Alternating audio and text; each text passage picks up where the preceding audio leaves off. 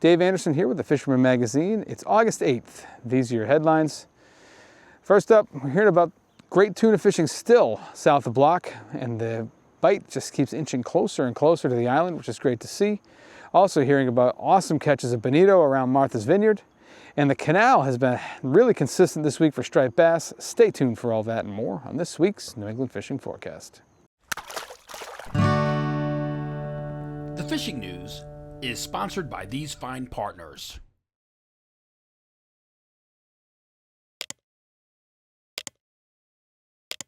Before we begin, we've got a few news items for you guys. The first one is going to be the latest installment of Jenni Ackerman's Open Boat. But this is just a snippet of the full video. So if you want to see the entire video after you watch this little tease, it's going to be released on our YouTube channel this Sunday. So check that out. Hey everyone, what's up open boaters? We hit episode 60. We're over the hill and we're into episode 60. I don't know what they say for your 60th birthday, but I just know 50's over the hill. So we're over the hill and we're still doing great.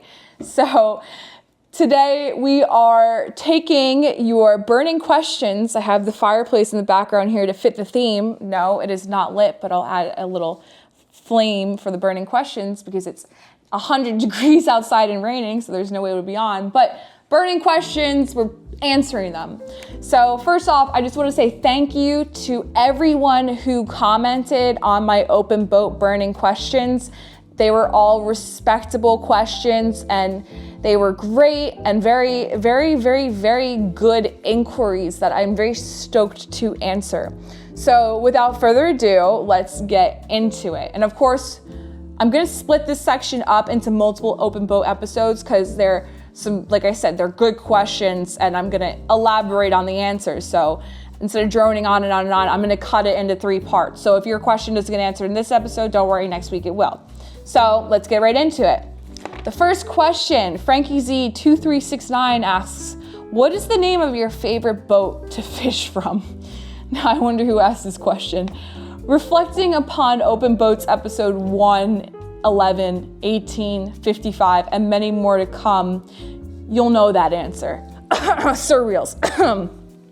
Okay, next question from Roman. Roman wonders what determines the distance between the teaser and the jig, and the distance between the high and the low in a high-low rig. So the biggest thing with this, it depends on the species that you're targeting and land or boat. So for starters, the basic thing with the length in between is you don't want them to be too close for a chance, for example, with your bucktail teaser to get tangled. Same deal with the high-low. If you're sea bass fishing with the high-low, sometimes you have 1, 2, 3 droppers with the high-lows with the hook. Same high-low rig too. Sometimes I do 3, but the more hooks, you got to calculate the distance and you got to figure out that they're not going to interfere. So you don't want to get them tangled. For the high-low, you got to keep everything spaced out so you don't have that interference. And the distance away from the sinker usually is like 10 to 12 inches. And your main mission when you're tying your own rigs is you don't want to have that interference. The key word to this answer is interference. And if something doesn't look right, it probably isn't. Like for example, when I tie my bucktail teaser rigs for the boat, if something doesn't look right, I will literally redo it and start all over again. Same thing with all my other rigs because rig failure is a serious thing and we don't want that. No rig failure. If you watch my blackfish videos, you know how much I stress rig failure. You don't want that. So going back to the bucktail teaser rig, I'll post an image here of the bucktail teaser rig I use for pitching up current. And for starters, I always make sure I have 12 inches of leader from your barrel swivel before you start the actual teaser dropper loop. Because 1, I hate jewelry being too close to the bait because sometimes that swivel and even the braid can dissuade a fish from striking. So I leave plenty of leader before I start tying my rig. If there's a sand eel bite, you can do sand eel teaser and you can do an SP minnow. That's the perfect combo right there for that, like during the fall run, if and when we have sand eels. I wouldn't recommend doing it for peanut bunker, but that's a whole other story. So you want that teaser to be presented, and you want that bigger plug to be presented because it looks like a tiny bait fish being chased by a bigger bait fish, so that striper will hit that. You don't want that barrel swivel close because it kind of just interferes with it. So having it 12 inches up, you're good. Hellmaster EX. This award-winning system features the first single-engine joystick with digital electric steering and new autopilot capability. See Hellmaster EX in action at a Yamaha Outboard dealer or visit YamahaOutboards.com. Next thing, of course, is the giveaway, which is ongoing, and it has been a good one so far. We're seeing lots and lots of photos coming in, which I love to see. You guys know the drill by now, but it's just got to be you holding your fish. You got to send it in to me at danderson@thefisherman.com or text them to the number on the screen. And just make sure you give me all the pertinent details, like the name of the angler, where the fish was caught, how big it was, what it was caught on, stuff like that. We'll get you in the report, we'll get you in the contest, and we'll probably get you in the magazine too. This time around, we're going to give away a glide bait made by me, and this one's going to wrap up on Halloween. So the deadline for photos will be the day before, so October 30th. You got lots of time, pretty much the entire fall run and the end of the summer. So get out there, catch some fish, take some photos, and send them in to me. Moving over to the reports now, we'll start things off up in Maine, where we've been hearing about some good striped bass in the lower tidal rivers, particularly the Musam River, where we're seeing a variety of sizes, and a lot of these guys are doing it with live bait, but I guarantee you, if you go out there and throw some lures, you're probably going to find some of those fish as well.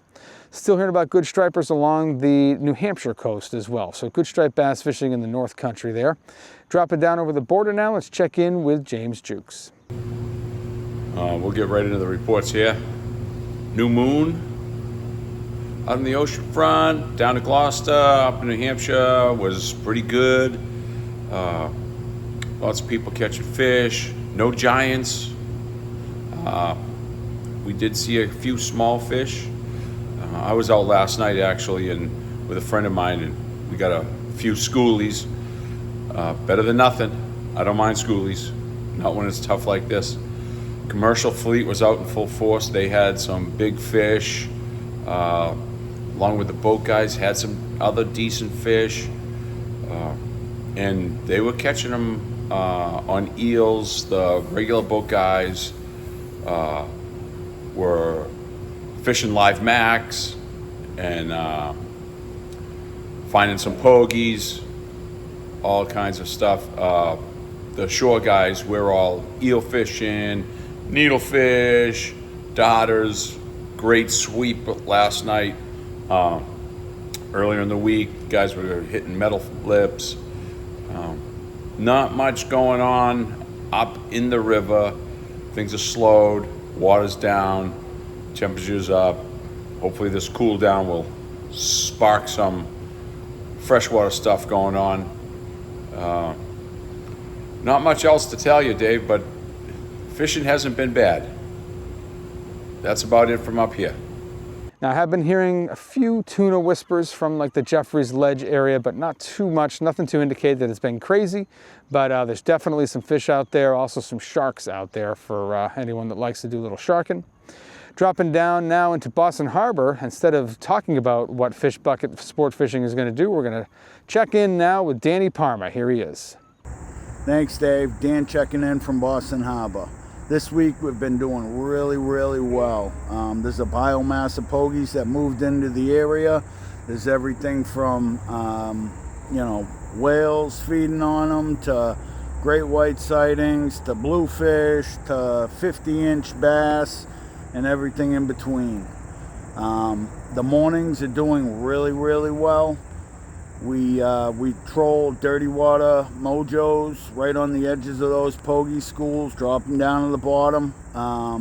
White pearl seems to be the best going on right now. We also use the 9-inch flutter spoons in white.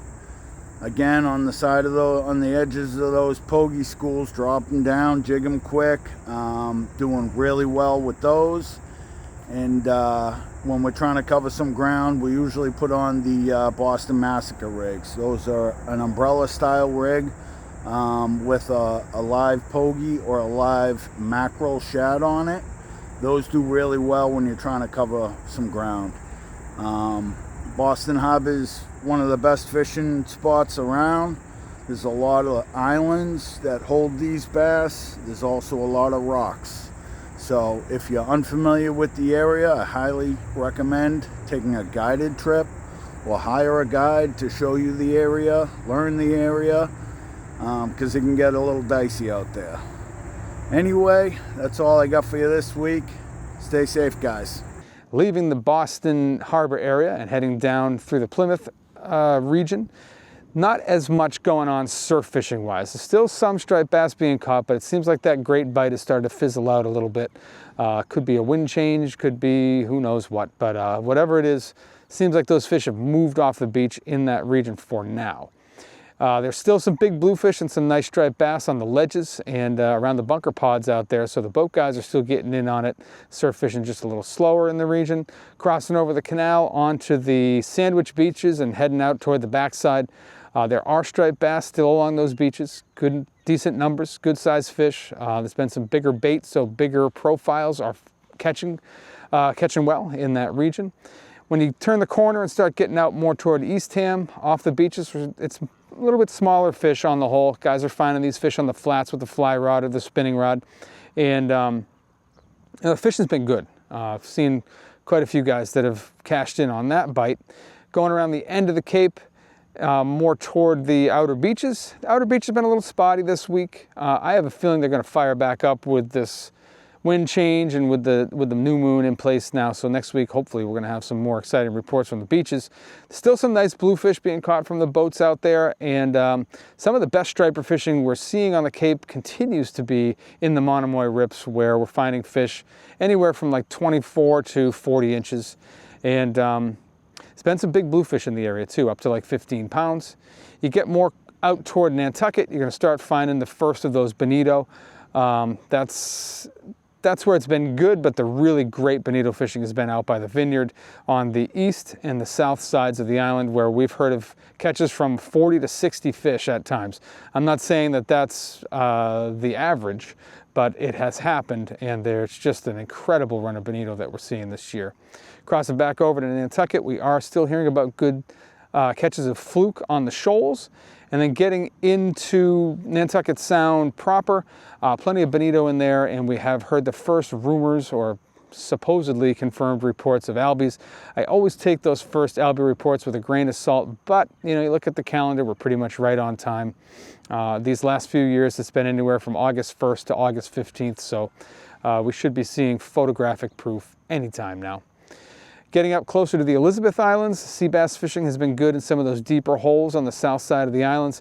Still great striped bass fishing all along the Elizabeths, and then as you push through, getting up closer to the canal, bottom fishing's been good there. A lot of scup in the area, decent numbers of sea bass, and a scattering of fluke, although a lot more short fish than keepers. And we've been seeing a lot of short stripers along that region as well. Getting up into the canal itself, we've had a decent amount of rain over these last few days, which has started to push that herring fry out of the run, which has brought in some mackerel. I was down the canal this morning, and the bite was good. I would call it solid.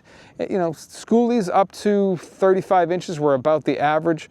I did get a nice one. I got one about 34 pounds this morning, which was a nice surprise. But you go through there, and it's just, once you find the fish, it's just a lot of fish moving through. And for a little bit more on that, we're going to check in now with East End Eddie. Hi Dave, it's a muggy morning here on the world famous Cape Cod Canal. Got an incoming east tide behind me, breaking tide. So there's a lot of bait in the canal. There's mackerel, bunker, squid, and a ton of rain bait. But nobody told the big stripers about it for the most part. Most fish that have been caught as slots are smaller, with some exceptions. The other day, Bob Butch Parker was soaking bait toward the west end with his son-in-law, Paul Sparky Euskatis, and a fish hit Bob's line and swallowed his bunker chunk.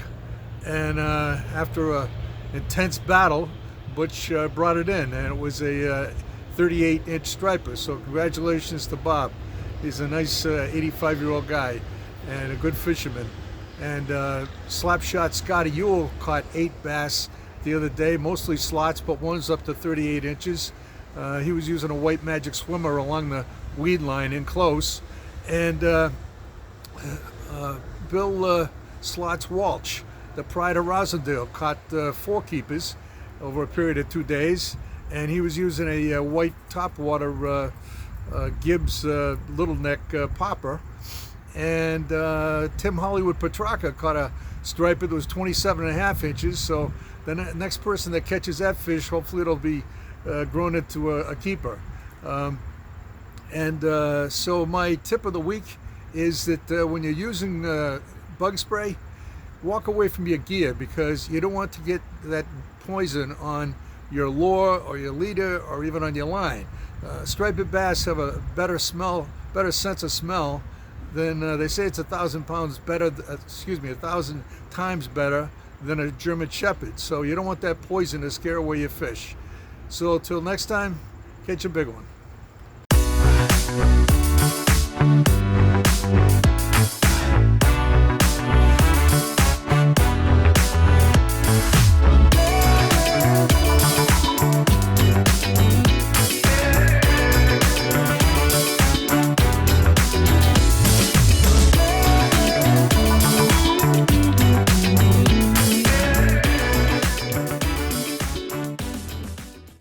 And then heading out to the western part of Buzzards Bay, the sea bass fishing has been exceptional. Off of Westport, heading out toward Cuttyhunk, just great sizes of fish, just a decent amount of bonito in that area, and some tog as well. So, you know, with the limit now being increased to 3 fish per angler, for the blackfish, you're seeing more and more guys getting out there chasing some blackfish around, and they're having success.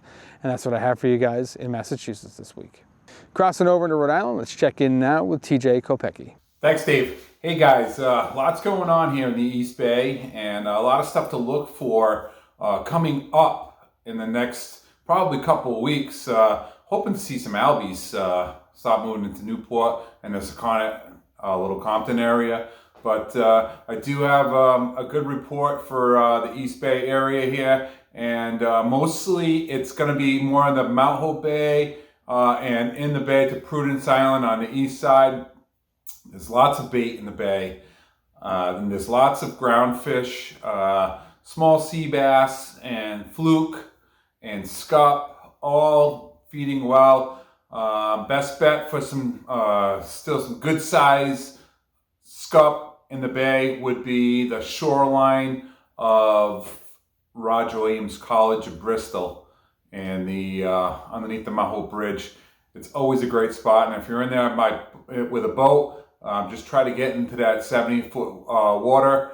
That's probably your best bet for that. And then also, don't forget, tog season's open in Rhode Island. You can catch a couple to tog down there too in that deeper water along the pylons of the bridge. So don't count that out also this week. And I did get a report from my friend Eric, who actually caught some bonita at the Stone Bridge in Tiverton.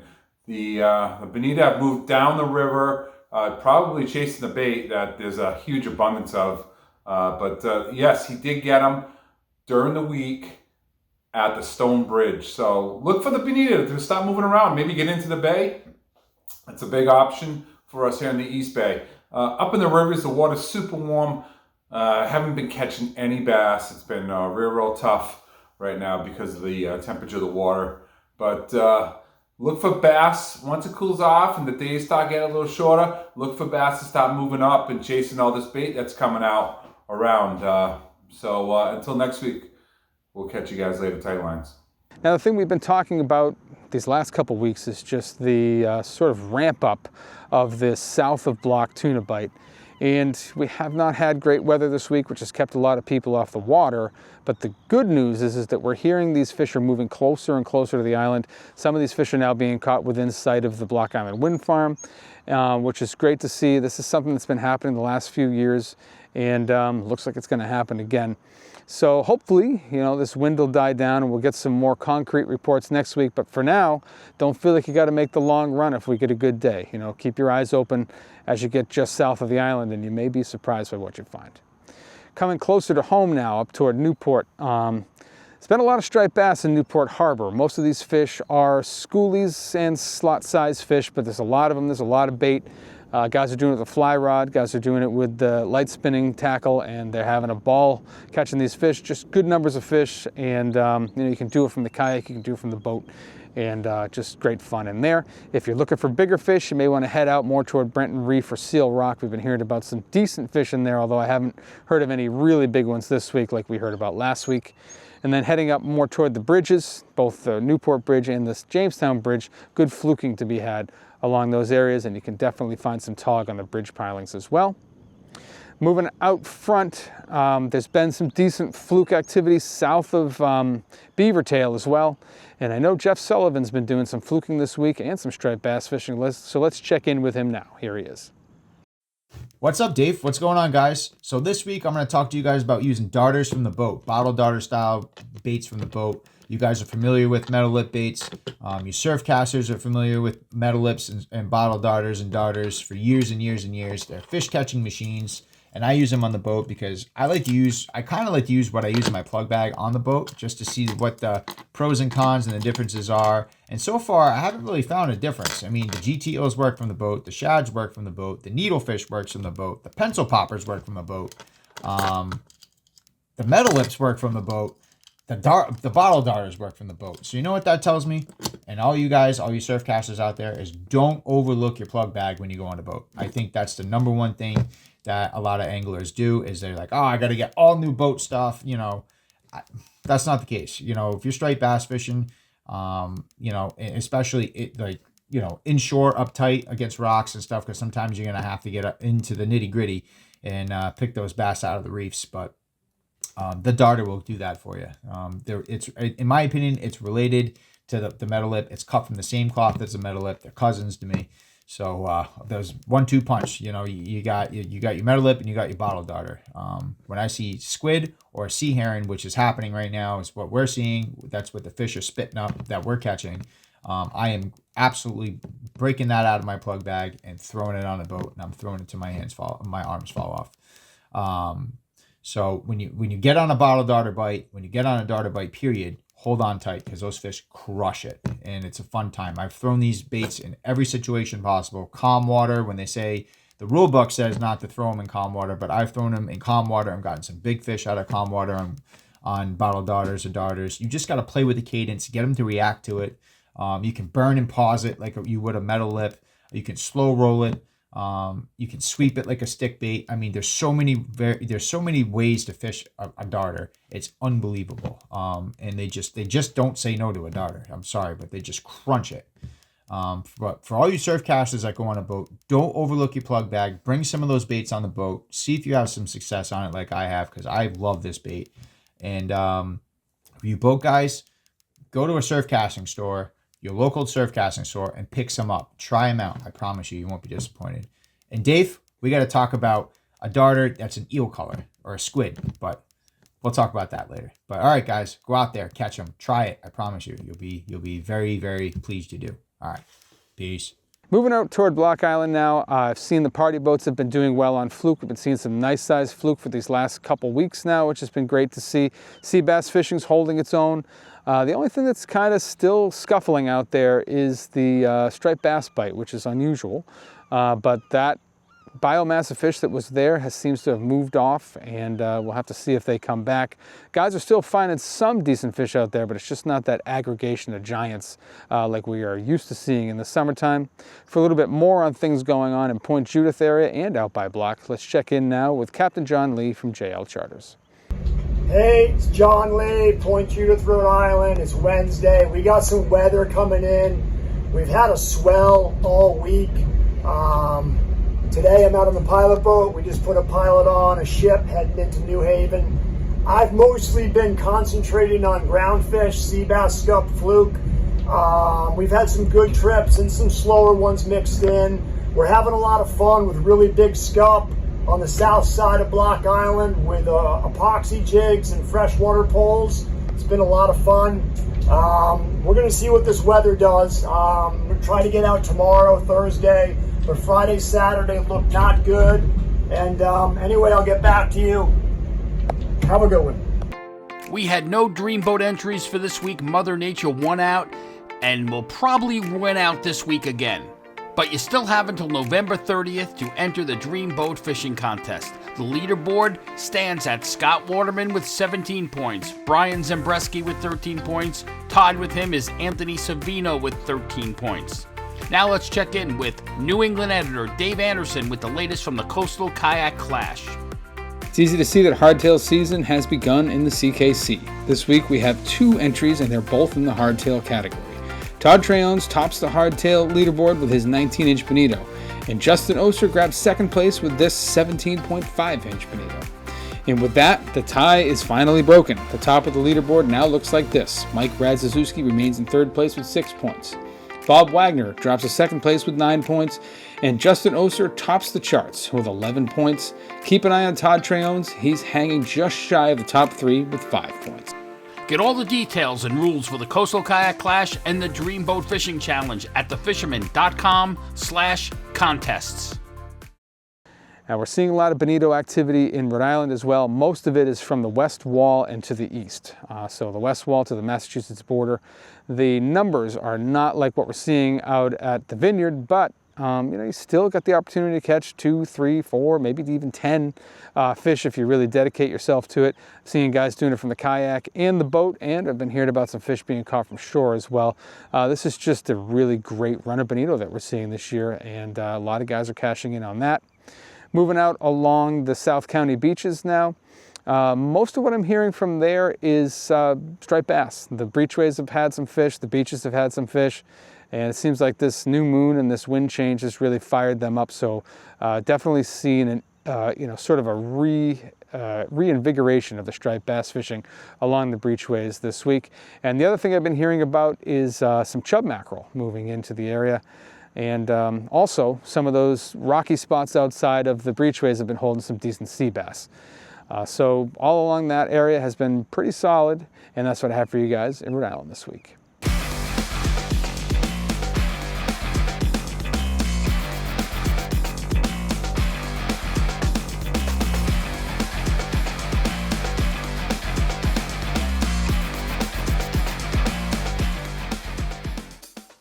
Crossing over into Connecticut now, the best striped bass fishing really throughout all of the Connecticut waters has been behind Fishers and in the race. The bigger fish are behind Fishers, but you're probably going to encounter some sharks as well. We've been hearing about quite a few encounters where the striped bass are not coming back to the boat whole. So you got to definitely got to keep your eyes peeled if you're going to fish that area, but you have the opportunity to get some really big stripers there. In the race, we're seeing smaller fish, or smaller than what we're seeing behind Fishers, but still solid fish, slot-sized fish up to 40 inches, some schoolies in the mix as well.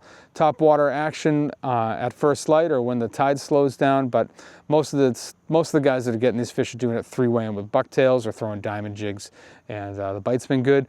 And during those slower periods too, if you drop down some smaller jigs, you're going to find some big scup, you're going to find some sea bass, so you have opportunity to fill in kind of a race grand slam, I guess. And there's also been some big bluefish in the area. So good fishing overall in that area once again this week. Moving up toward the Thames River, the porgy fishing there has been exceptional. There's been a few fluke inside the river, which is always cool. And lots and lots of smaller striped bass along that whole stretch of beach from the Thames all the way up to Niantic Bay.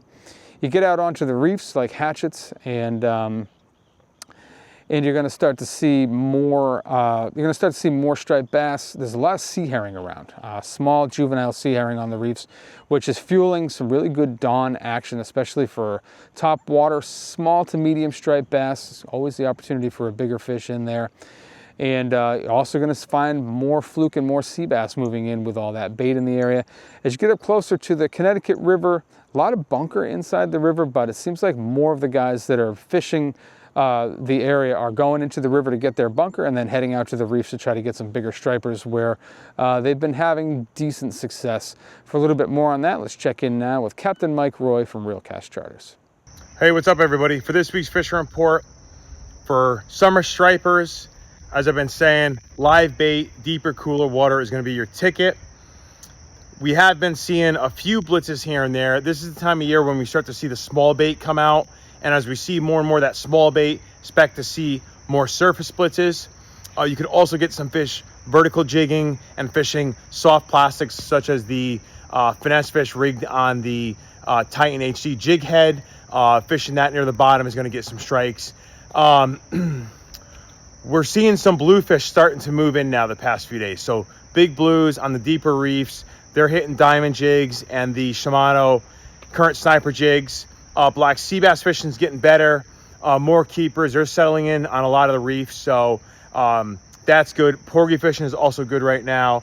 And like we've seen the past couple of years, there is an increasing number, actually I should say a concerning number of big brown sharks in eastern Long Island Sound. They're chomping stripers, they're eating baits. It's really becoming probably a bigger issue than people realize. They're making the stripers harder to catch because the stripers are becoming the prey as opposed to the predator. And it seems like that population every year is growing and growing on the number of those big sharks around. That's all I have for you. Good luck. Rowan is away this week. He's out in Pennsylvania, probably doing some trout fishing or something like that, so we'll have to check in with him next week. But I will head out of the river now and check in with Matt Stone from Black Hall Outfitters. How's it going, everyone? Matt here from Black Hall Outfitters in Westbrook with this week's fishing report.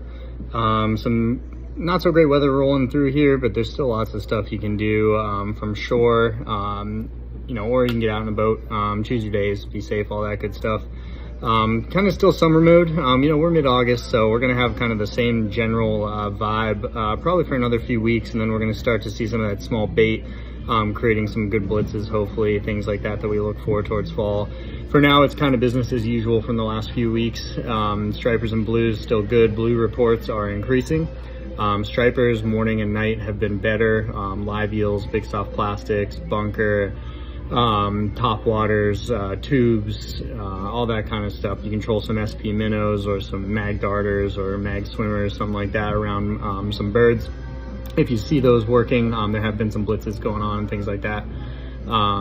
Porgies are kind of still everywhere. Fluke I'm getting good reports from a lot of different waters, shallow and deep, 30 out to 60. Sea bass, I've gotten reports from deep, mostly 80, 85 plus. They're definitely a little more spread out right now. Should get better as it cools down a little bit here in the next month or so. But for now, keep rocking and good luck to everybody. Heading west of the Connecticut River, it seems like a lot of the bites have kind of scattered a little bit. So sea bass has been a little bit tougher to find, although the guys are finding them, just not finding them. I guess, you know, what I've been hearing more than anything is that they haven't always been in the same place, like reliably, like they had been during the beginning of July. Striped bass, same thing. They've been a little bit more spread out and finding, you know, mostly smaller fish in the area as of right now, although nighttime guys chunking are finding some of the bigger fish, which are topping out around like 32 pounds. One thing that has moved into the area, which is kind of timely considering the fact that, you know, we're getting closer to the WICC Bluefish Tournament, is that we're seeing some gator-sized bluefish moving into the central western sound right now. And as of right now, it seems like they're not sort of holed up in any one spot, but they're moving in, which is a great thing. And then, of course, the porgy fishing has just been exceptional. Throughout this whole month and now moving into August, it's just been off the chain. If you want to look for some bigger fluke, your best bet is to cross over the sound still. It's nowhere near what it was, you know, back at the end of June and the beginning of July, but still the best opportunity to find a keeper fluke. And for a little bit more on that and other things happening in the western end of the sound, let's check in now with Max Finch from Fisherman's World. Hey everyone, Max here from Fisherman's World with another local fishing report. This past week, we've seen a little uptick in the fluking. We heard some limits, some guys, you know, from 30 to 60 feet.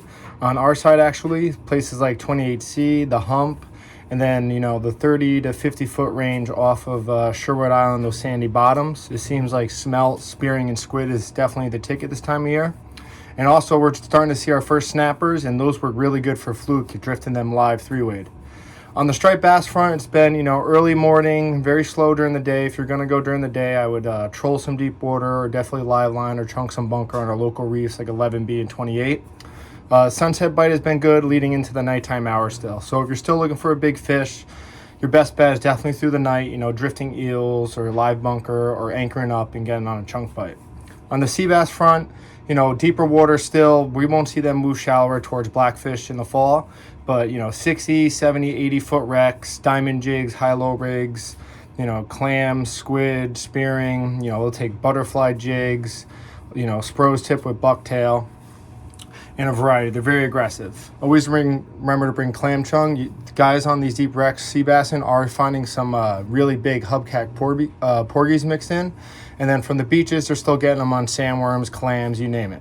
Thanks and good luck. And that's what I have for you guys in the reports this week. Hopefully it's going to inspire you to get out there. This weekend looks a little challenging weather-wise, but I know you hardcore guys will find your way to do it. And just make sure you take a picture and send it in, because, hey, you might win something cool. You might find yourself in the magazine. If you're not a subscriber to The Fisherman, I highly recommend you head to our website. That's thefisherman.com. You get a full taste of what we offer, covering all the fishing from Delaware up to Maine, every angling discipline, and pretty much every species you can think of that swims the East Coast. But if you look at all that and you're still not interested, at the very least, give us a like and subscribe here on YouTube and hit that little bell thing right there so you get a notification every time we post something new. Appreciate you guys for watching, and we'll see you next week.